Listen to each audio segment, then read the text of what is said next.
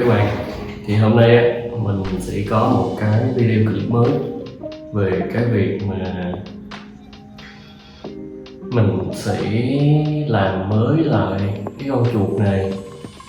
Nó là một cái con chuột mà Basilisk X HyperSpeed, Basilisk X HyperSpeed đây của Razer. Thì con chuột này mình đã dùng lâu lắm rồi. Đại khái thì mình đã dùng nó được mấy năm rồi.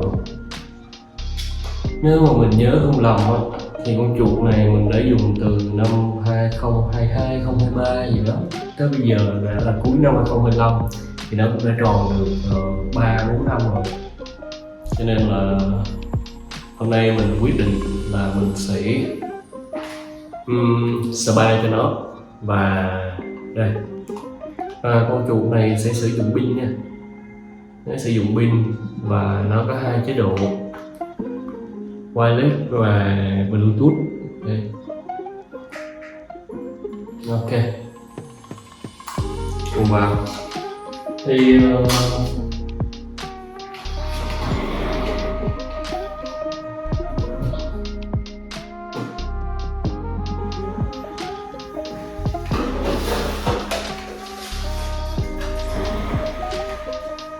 để mà spa cho nó thì mình cũng đã chuẩn bị hai cái này. Một cái là cái đế chuột mới, và một cái là cái skin của cái chuột này. Bởi vì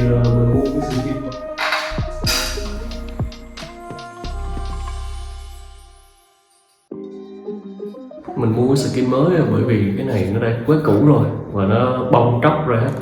Đây, như các bạn thấy nó bị bong tróc rồi ra hết rồi, quá ghê gớm luôn. Nên mình sẽ phải thay cái skin mới thôi. Ok, let's go.